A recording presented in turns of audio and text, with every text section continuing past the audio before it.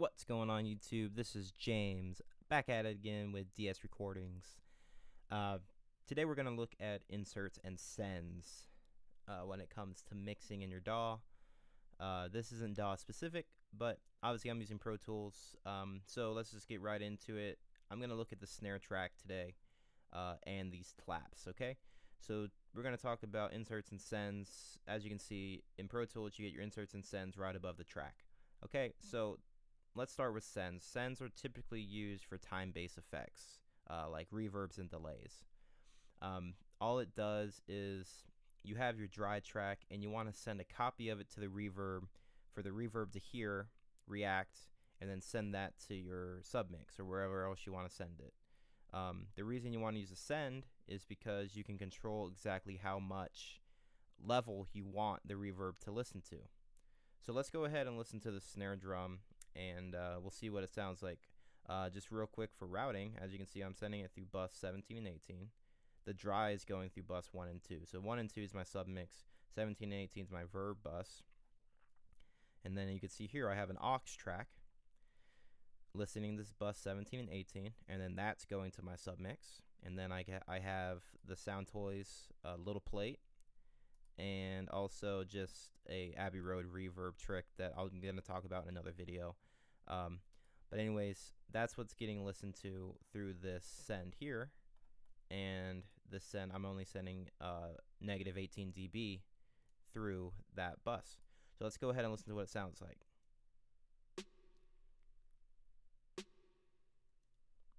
Pretty basic snare drum with reverb.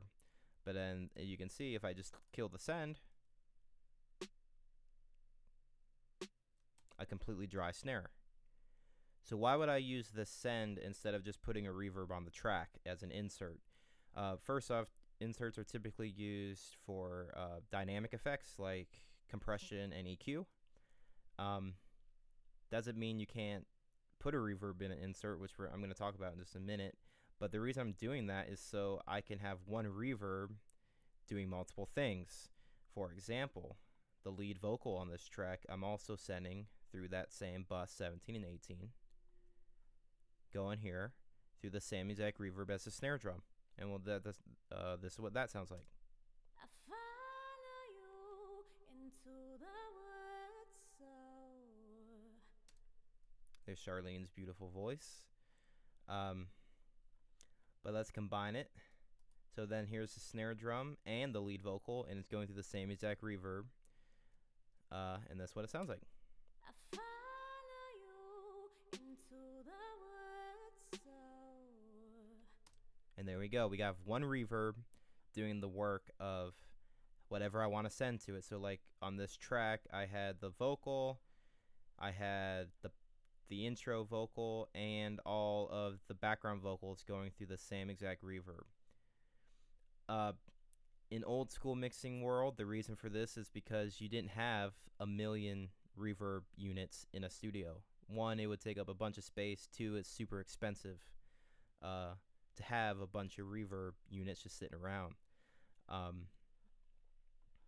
In DAW world, the reason you want to do it is because you don't want to have a reverb on every track, just completely destroying your CPU power while you're trying to mix. So that's why you want to use the send for time base. That also goes for delay. Like I have a tape delay going here, and then I have Echo Boy using an aux track, and I'm using sends to send whatever I want to that. However, there are also times when you might want to just put a reverb on a track itself as an insert. I did that on this mix actually. These claps, which are in the second verse here, I went ahead and, well, first let me kill these reverb.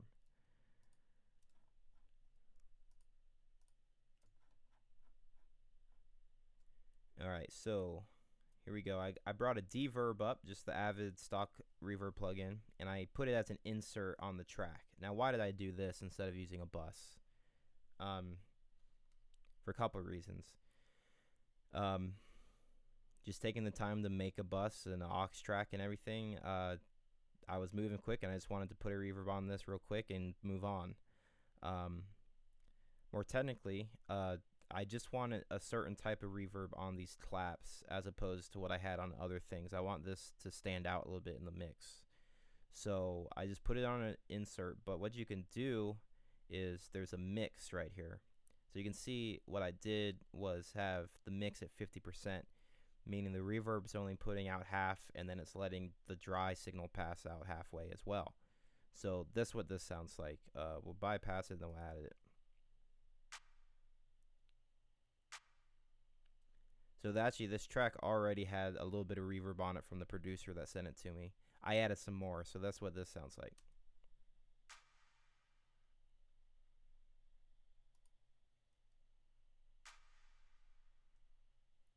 As you can see, I added a lot of tail to that reverb. But again, so with that mix knob, let's see. Let me make the little plate active. You can see this has a mix knob as well. However, when it's on a send, you can just have it all the way wet. What that means is if I put that snare through it again, I'll make the bus pre-fader. So that means I can mute out. I can mute the dry signal and we can listen to just the wet.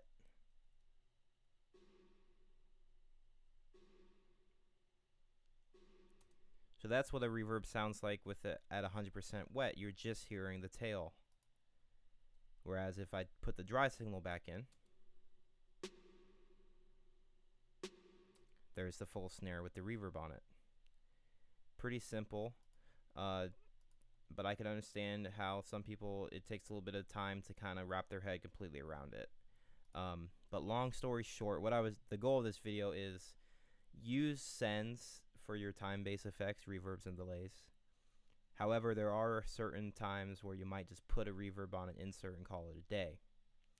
To wrap it up though, what I do though is, you can see here, I have the claps.cm track.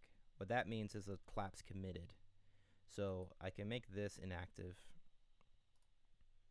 So now this track isn't using any CPU. But what I did is if you right click on whatever insert you have, you can click on commit up to this insert. So that's what I did on this clap track. So now I have claps committed. If I go out into here, you can see this is what the original track was, and now this is the committed track. And if we listen to that,